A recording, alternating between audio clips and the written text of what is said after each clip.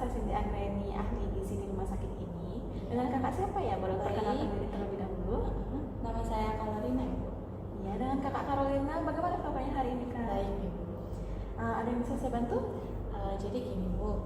Saya kemarin datang ke dokternya di dalam, Iya. bahwa dokter membilangkan ke saya itu menderita penyakit kekurangan anemia, Bu. Jadi kekurangan darah. Jadi makanya saya dirujuk datang ke ahli gizi di rumah sakit ini. Baik Bu. Jadi apakah pernah melakukan konseling gizi sebelumnya? Belum pernah, Bu. Oke kak, proses konseling gizi kita akan berlangsung selama kurang lebih 40 menit ke depan. Apakah kakak bersedia? Iya, saya bersedia, Bu. Baik, sebelumnya kakak udah pernah melakukan pengukuran tinggi badan dan berat badan tidak? Belum pernah, Bu. Belum pernah ya. Oke, boleh kita lakukan dulu pengukurannya. Di mana ya, Bu? Di sebelah sana kak, silakan.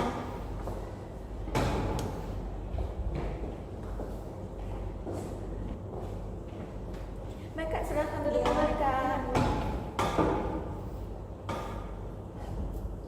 Baik kakak, di sini kan tinggi badan kakak tadi 160 cm, terus berat badan kakak ini 53 kg.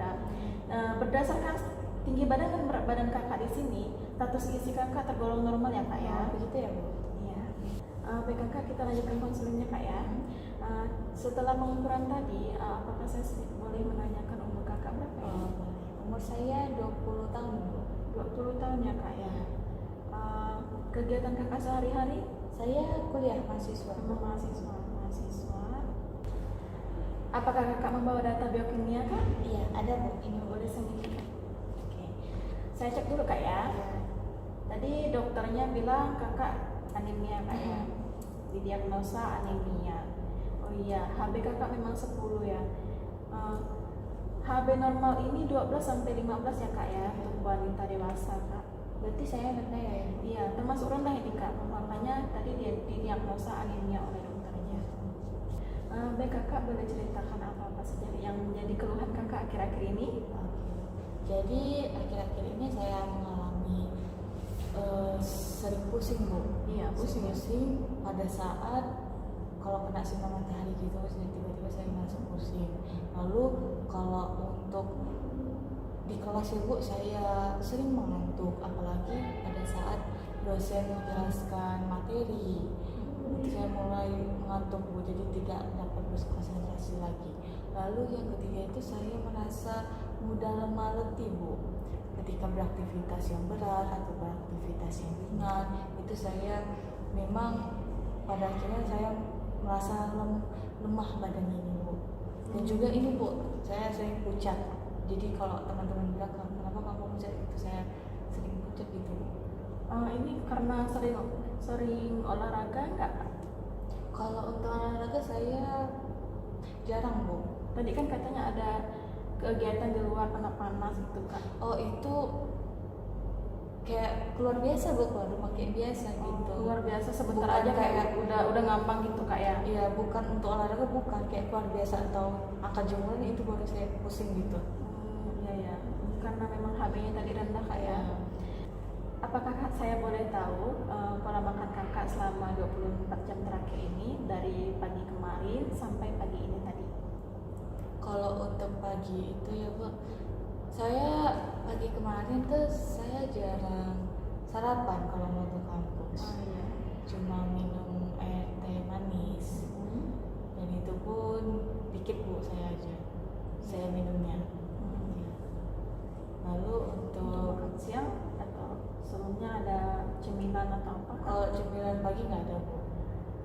Itu pun kalau ada kue-kue snack kiri gitu aja, biskuit. Lalu untuk siangnya kalau memang posisinya di kampus dan mencari makanan yang terdekat baru ketika hari itu saya makan ayam geprek, Bu.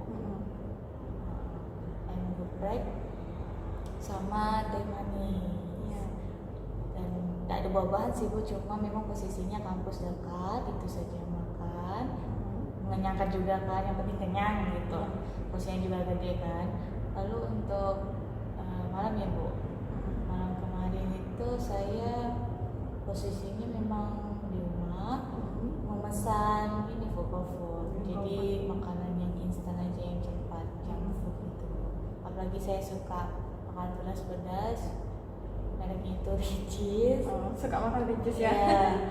Dan sering minum, memang suka aja, favorit juga kan. Iya. Itu pun saya makan Ricisnya yang satu ayam itu. Termasuk Satu junk ekor food ayam. aja ya yang dikonsumsi selama ini. Ya, satu ekor ayam tanpa nasi, lalu minumnya yang minum SS yang di sana aja gitu. Iya. Gitu. Terus tadi pagi Tadi sama pagi. seperti pagi kemarin. Tadi pagi makan nasi kuning. Oh, tadi pagi makan nasi kuning ya Kak ya. Bagaimana dengan sayur atau buahnya? Dari tadi kakak cerita itu kayaknya agak kurang memang ya sayur atau buah. Ya, kurang. Sayur pun kalau orang di rumah masak ya saya makan, itu pun cuma sekali aja. Iya. Hmm. Jadi memang kakak jarang untuk makan pagi ya. Kayak Iya. kemarin aja kan nggak makan pagi ya. Cuma pagi ini ada ya. Ada. Cuma memang Itu nasi kuning. kalau teh gimana? Memang sering gitu ya. Kalau teh, karena memang hangat-hangat di pagi hari ya saya minum, enggak karena sering sih. Pagi itu nggak sering.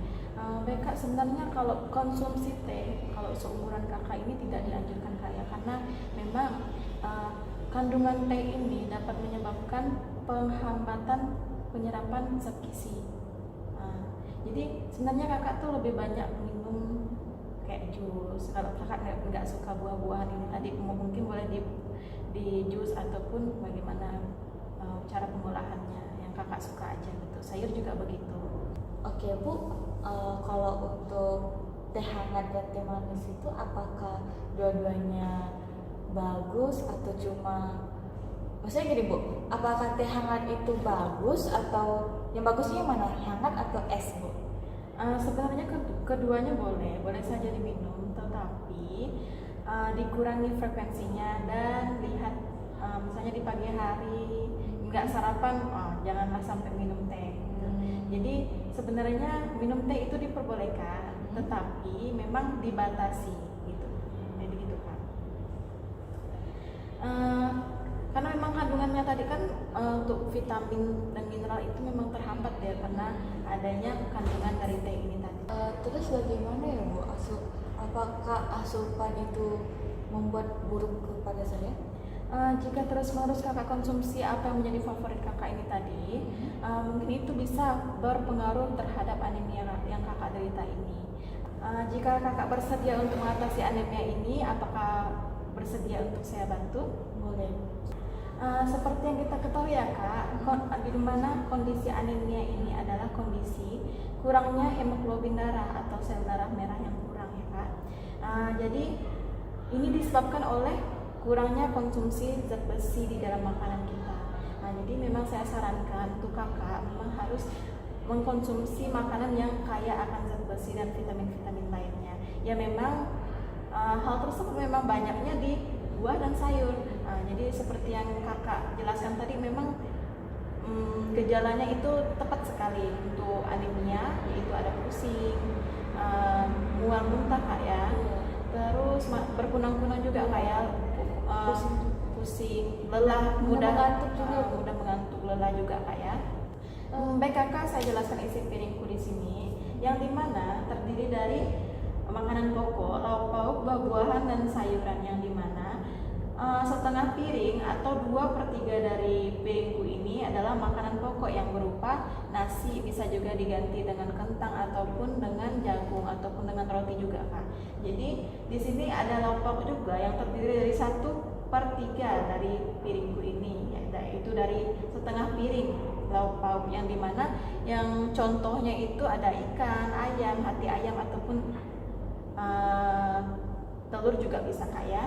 Terus di sini ada buah-buahan dan sayur Kak. Sayur 2/3 dari isi piringku ini, setengah piring berarti Kak ya, yang sayur ini. Kemudian dilengkapi dengan buah-buahan, yaitu 1/3 dari piringku ini, yaitu setengah dari piring buah-buahan berarti ya Kak ya.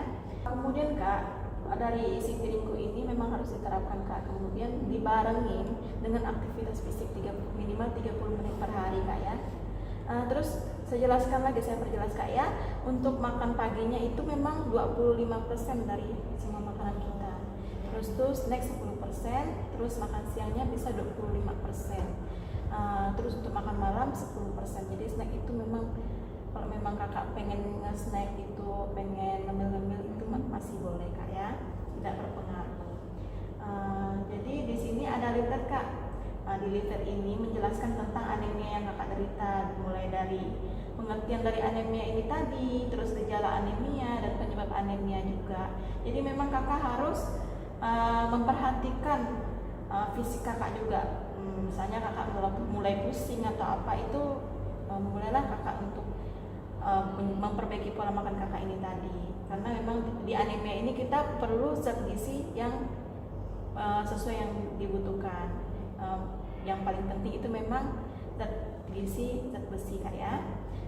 Kemudian kakak harus untuk konsumsi tablet tambah darah. Apakah kakak pernah mengkonsumsi tablet tambah darah?